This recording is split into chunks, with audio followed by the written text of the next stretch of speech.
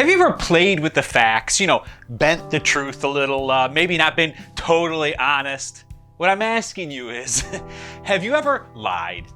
Now, if you were standing here before me and you told me no, I would know that you were lying right to my face, because we've all done it.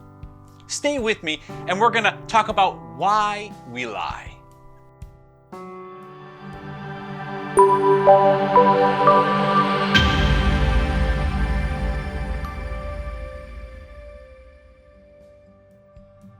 So this issue of honesty or lying is a big one, especially if you consider yourself on a spiritual path, or even if you're just interested in spiritual matters or in the inner world, as I like to talk about. Because if you're interested in these things or you're working on these things, honesty is an essential part of being able to understand what's going on and make sense of the world at large. I mean, it's pretty simple to see, right? If you can't be honest about reality, then you're not going to be able to deal with it very well.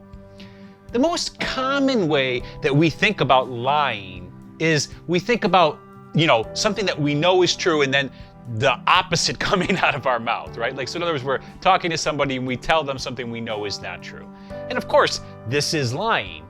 But one of the things that I want to talk about quite a bit in this video is not just this very direct and simple way, but also how we lie to ourselves.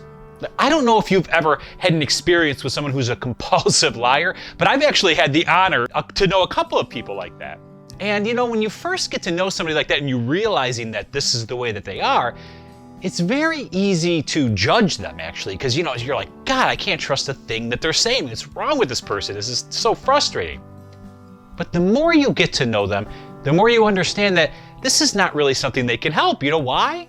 Because they're just as busy lying to themselves as they are to the outside world. So how can you expect them to be honest with you if they can't even be honest with themselves, right? You see this, right? That's why I thought I'd use this. It's an extreme example, but it's why being honest with ourselves is essential. Now, it's also obviously important on a spiritual path, because if you can't look at yourself with full authenticity, there's going to be a lot of dark and seedy places that are going to be hard for you to access because you're not willing to be honest. So honesty is a huge, huge thing, and it's a very important thing to focus on. So here we go. Why? Why aren't we honest? And it's really weird in a way when you think about it that we're not honest with ourselves. I mean, how can we fool ourselves, right? And why would we do that with our own self? Well, the origin for both, whether it's we're talking to somebody else or we're dealing with our own inner world, comes from the same place. And this place is one of inadequacy.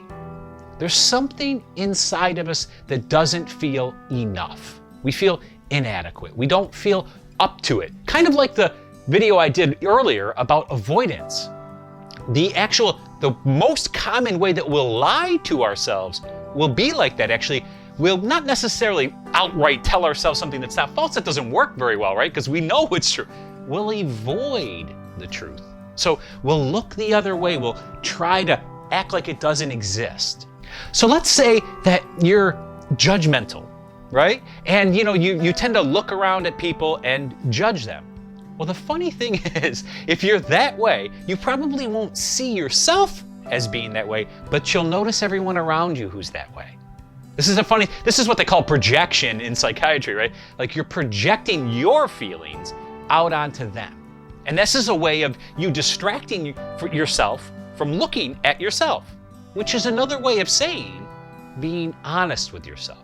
So as you can see, something like that could be very harmful, and you're certainly not going to be able to deal with this issue of judgmentalness if you can't look at it honestly.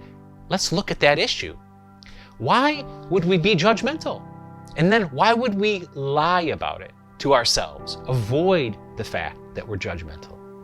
Well, honestly, usually that would come from this sense of inadequacy again. To judge other people makes you feel like you know something they don't, right? I mean, that's how you must have the upper hand if you can look around and judge. This is inherent in that whole ability, right? It's going to come from actually insecurity or the sense of inadequacy. So this comes back also to the subject that I talk about a lot, which is this authentic personal power issue. right? We're going to feel inadequate when we have a distance between us and this sense of authentic personal power. I have to go there again and talk about power again, right? Because power is so different than, most of us don't actually know it that well because it's not modeled that much for us.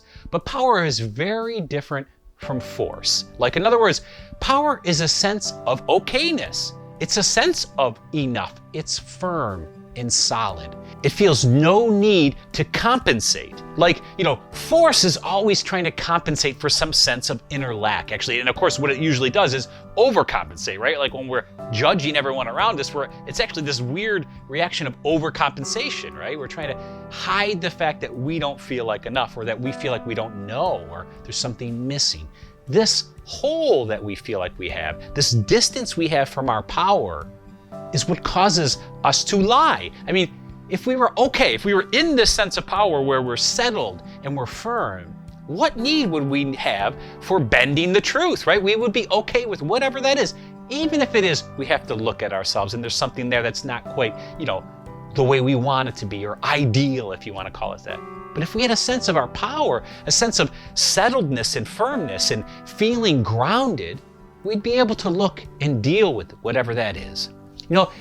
You may not be familiar with this part of yourself, this solid, firm, settled sense of yourself. And part of the reason that you may not be is because it doesn't draw your attention. Like everything else, overcompensation, right? It's very busy, it's very loud, it's very active. This authentic personal power is very quiet. It's very settled. It has no need for compensation, right? For all this bustling. But that's kind of why you have to go looking for it, because it's not going to force you to pay attention to it. I just wanted to point out why it may have eluded you in the past. But I encourage you to take a look for it. Now, here's the thing. So back to lying and not being honest. Let's take a very simple one. Let's say that you exaggerate. I mean, this is something, I have to be mindful of this myself, right? You say, hey, my last video got, 100 views when it really only got 80.